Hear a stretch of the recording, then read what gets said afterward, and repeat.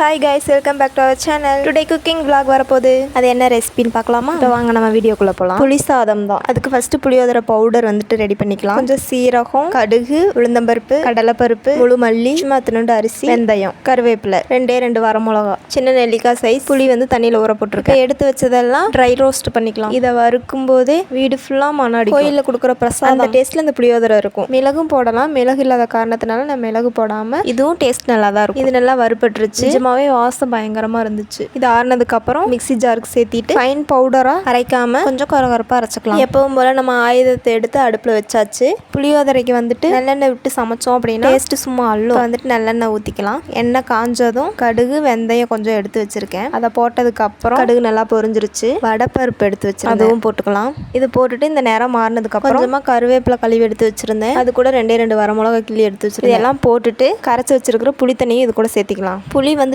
பழைய புளியாக இருந்துச்சு அப்படின்னா டேஸ்ட் இன்னும் நல்லாயிருக்கும். இந்த புளியில் வந்துட்டு கலரும் இல்லை, டேஸ்ட்டுன்னு பார்த்தா கொஞ்சம் புளிப்பாக தான் இருக்கும். ஆனால் நம்ம வீட்டிலேயே ரெடி பண்ணி எடுத்து வச்சிருக்கிற அந்த பவுடர் போட்டால் டேஸ்ட் வந்துட்டு அட்டகாசமாக வரும். புளி தண்ணி ஊற்றுனதுக்கப்புறம் கொஞ்சோண்டு மஞ்சத்தூள், பெருங்காயத்தூள். ஒன்று சொல்ல மறந்துட்டேன். இப்போ வறுத்து அரைச்சி எடுத்து வச்சிருக்கிறோம் இல்லைங்களா ஒரு பவுடரு, கட்டி பெருங்காயம் இருந்துச்சு அப்படின்னா கொஞ்சோண்டு சேர்த்துக்கலாம். அது இல்லாதனால மிக்சியில் போட்டு பவுடர் அரைக்கும் போது அதுலேயும் கொஞ்சம் பெருங்காயத்தூள் போட்டேன். இதுலேயும் கொஞ்சம் போட்டுக்கலாம். போட்டதுக்கப்புறம் தேவைக்கேற்ப உப்பும் போட்டுக்கிட்டேன். இப்போ இது வந்துட்டு நல்லா கொதிச்சு புளி தண்ணி வந்துட்டு நல்லா சுண்டி வரட்டும். இது கூட வந்துட்டு நிலக்கடலை, அதாவது வேர்க்கடலை தாளிப்புக்கு போட்டோம் அப்படின்னா இன்னும் சூப்பராக இருக்கும். இத்தனை நாளாக வீட்டில் வந்துட்டு நிலக்கடலை இருந்துகிட்டே இருந்துச்சு. இப்போ வந்துட்டு காலி ஆயிடுச்சு. பக்கத்தில் கடையும் இல்லை. எங்கள் ஊர்லலாம் போயிட்டு கடலப்பருப்பு கொடுங்க அப்படின்னு சொல்லி கேட்டோம். இந்த கடலப்பருப்பு நிலக்கடலை தான் எடுத்து கொடுக்கும். ஆனால் இங்கே உள்ள கடையிலலாம் போயிட்டு கடலப்பருப்பு கொடுங்கன்னு சொல்லி கேட்டோம் அப்படின்னா இந்த வடைக்கு போகிற வடைப்பருப்பு தான் எடுத்து கொடுக்குறாங்க. அப்போ வந்துட்டு கல்லெண்ணெய் வாங்கும்போது மட்டும் கல்லெண்ணெய் கொடுங்கன்னு சொல்லி கேட்குறாங்க. அப்போ இந்த எண்ணெய் தானே கொடுக்கணும், ஏன் நிலக்கடலை எண்ணெய் எடுத்து கொடுக்குறாங்க? அப்போ நிலக்கடலை எண்ணெய் கொடுங்கன்னு சொல்லி தானே கேட்கணும். உனக்கு இருக்கிற அறிவுக்கு நீ இங்கெல்லாம் இருக்கக்கூடாதுமா, வேற நாட்டில் தான் இருந்திருக்கும். நீங்கள் மைண்ட் வாய்ஸில் பேசுறது எனக்கு நல்லா கேட்கும். எனக்காக கொஞ்சம் பொறுத்துக்கோங்க. ஸ்கிப் பண்ணிட்டு வீடியோ ஃபுல்லாக பார்க்காம போயிடாதீங்க ப்ளீஸ். புளி தண்ணி நல்லா சுண்டி வந்ததுக்கப்புறம் பவுடரை வந்துட்டு இப்போ இறக்கிடும். பவுடர் போட்டதுக்கப்புறம் வீடே மணக்குது, தெருவே மணக்குது, ஏன் ஒரு ஊரே மணக்குது அப்படி கூட எல்லாரும் ஒரு செகண்ட் யோசிப்பாங்க. பக்கத்தில் உள்ள கோயிலில் ஃபங்க்ஷனா ஏதாவது அன்னதானங்கன்னா போடுறாங்களா, இவ்வளோ ஸ்மெல் பயங்கரமாக வருதே அப்படின்னு. அந்த அளவுக்கு மனம் அடிச்சு. உங்களுக்கு பார்த்தாலே தெரியும் எவ்வளோ திக்காக வந்திருக்கு அப்படி. ஸ்லோ ஃப்ளேமில்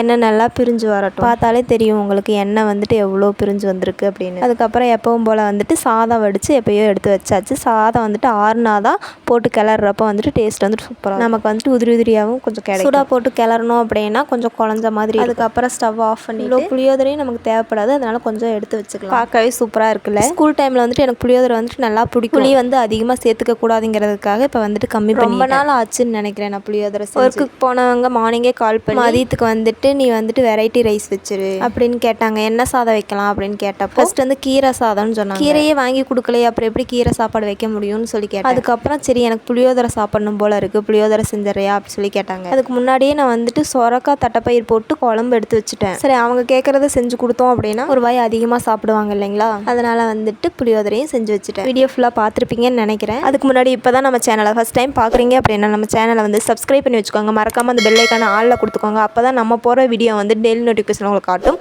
அடுத்த ஒரு வீடியோவில் பார்க்கலாம். அது வரைக்கும் பாய்.